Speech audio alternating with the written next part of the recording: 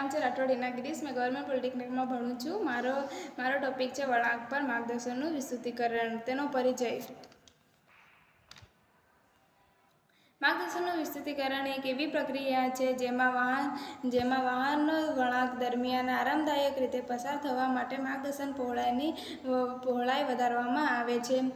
ક્ષિતિજ વક્ર ઉપર જ્યારે વક્રની ત્રિજ્યા ઓછી હોય છે ત્યારે પરસંબંધની પહોળાઈ તેની સામાન્ય પહોળાઈ કરતાં થોડી વધારે રાખવામાં આવે છે। તેને વિસ્તૃતીકરણ કહે છે।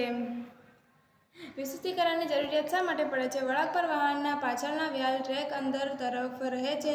આગળ અને પાછળ ધુરા વચ્ચે અંતરથી વાહનને વધુ જગ્યા જોઈએ છે અને સલામત અને આરામદાયક ડ્રાઇવિંગ માટે માર્ગદર્શનનું વિસ્તૃતીકરણની જરૂર પડે છે।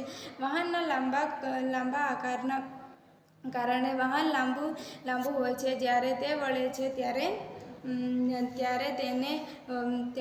તેને પાછળનો ભાગ અંદરની બાજુ રહે છે અને આગળનો ભાગ બહારની બાજુ રહે છે।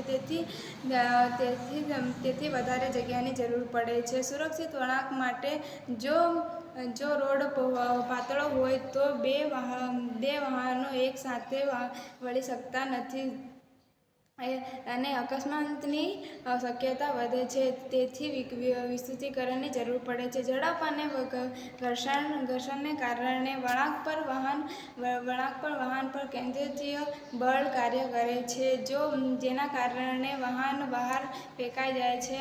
જેના રોડ વિસ્તૃત હોય તો ડ્રાઇવર સુરક્ષિત રીતે વળી શકે છે। વિસ્તૃતીકરણના પ્રકાર। યાંત્રિક વાહનના માપને આધારે માનસિક ડ્રાઇવિંગનો વિશ્વાસ માટે। વિસ્તૃતીકરણનું સૂત્ર। યાંત્રિક વિસ્તૃતીકરણ માટેનું સૂત્ર W = n²×L²/2r જ્યાં W યાંત્રિક વિસ્તૃતીકરણ અને n લેનની સંખ્યા અને L વાહનનું વ્યાલ બેઝ અને r વળાંકની ત્રિજ્યા। તેનું ઉદાહરણ ધારો કે વળાંકની ત્રિજ્યા 60 mm છે અને વાહનનું વ્યાલ બેઝ 6 mm છે તો યાંત્રિક વિસ્તૃતીકરણ 1/6²/2×60 0.3 mm એટલે કે દરેક લેન માટે આશરે 0.3 મીટરની વિસ્તરણ જરૂરી બને છે। તેની આકૃતિ।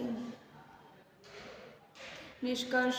વળાંક પર માર્ગદર્શનનું વિસ્તૃતીકરણ માર્ગ સલામતી માટે અત્યંત મહત્વપૂર્ણ છે। આથી વાહનને આરામદાયક રીતે અને જોખમ વગર પસાર થવાની સુવિધા મળે છે।